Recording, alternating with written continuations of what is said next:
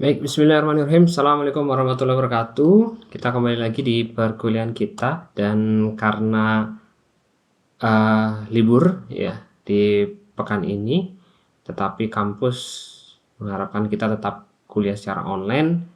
Oleh karenanya kita akan adakan ya perkuliahan untuk software engineering di pekan ini secara online. Di mana kita sudah mencapai pekan kelima.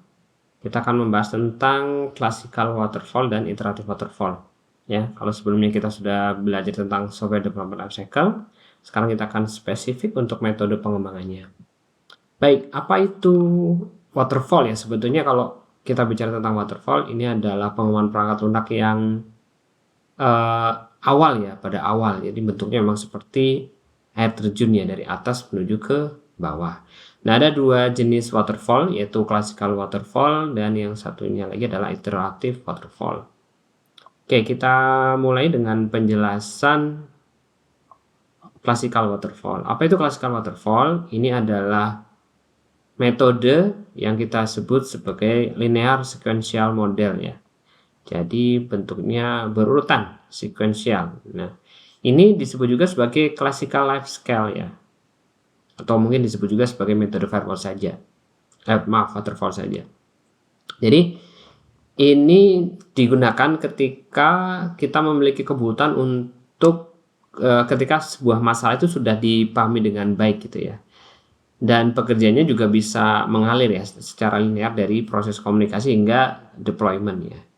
Nah, ada beberapa tahapannya, dimulai dari feasibility study, kemudian requirement analysis and specification, design, coding and unit testing, integration and system testing, dan diakhiri dengan maintenance. Apa itu studi kelayakan atau feasibility study?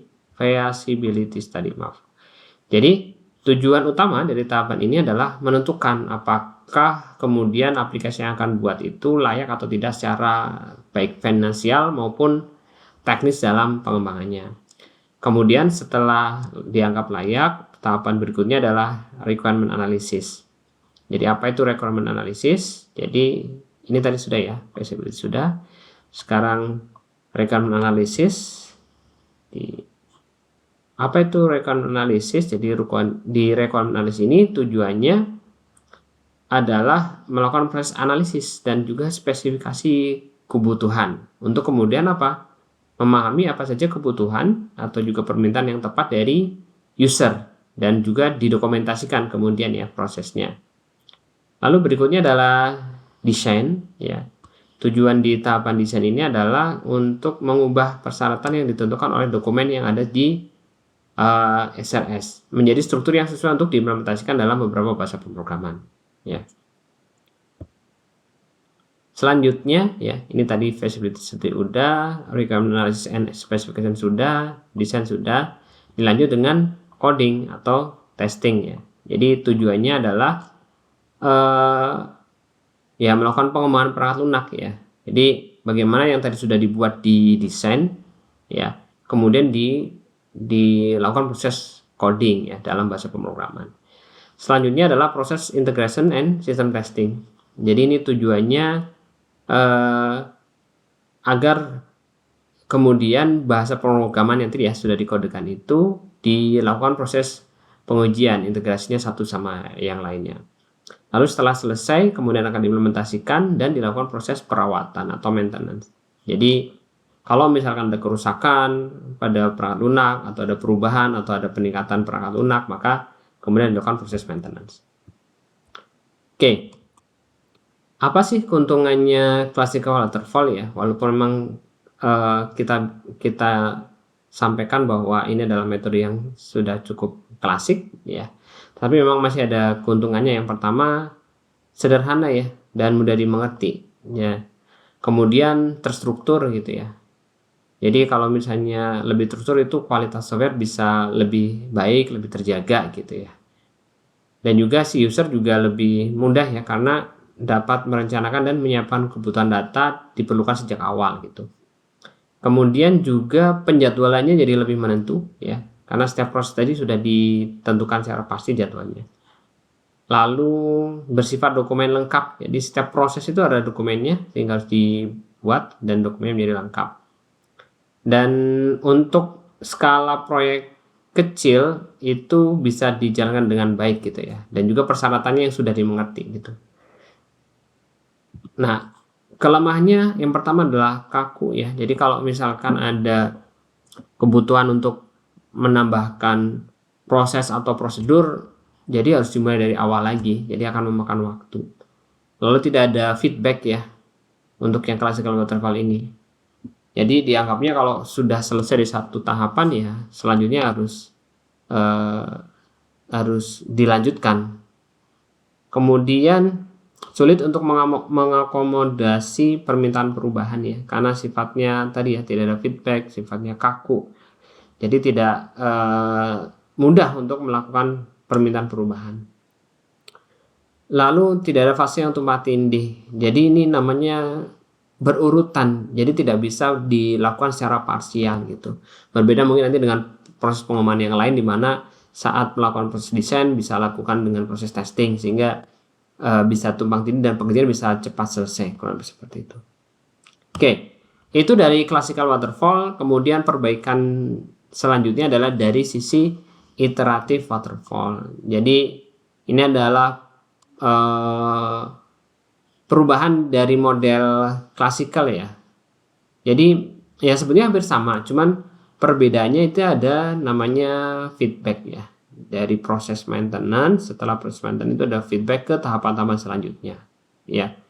Jadi ketika terjadi kesalahan pada fase selanjutnya, ada kemungkinan untuk dilakukan proses feedback. Contohnya misalkan ada kesalahan di sisi desain, maka kemudian bisa di feedbackkan ke requirement specialist.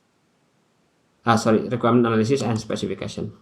Nah, dengan adanya model ini, maka memungkinkan sebuah pekerjaan itu dikerjakan secara ulang ketika misalkan ada kesalahan ditemukan, ya.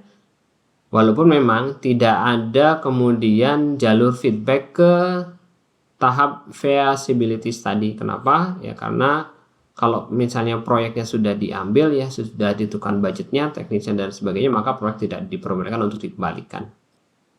Oke, keunggulannya yang jelas ada feedback ya. Ini dibandingkan dengan classical waterfall ya.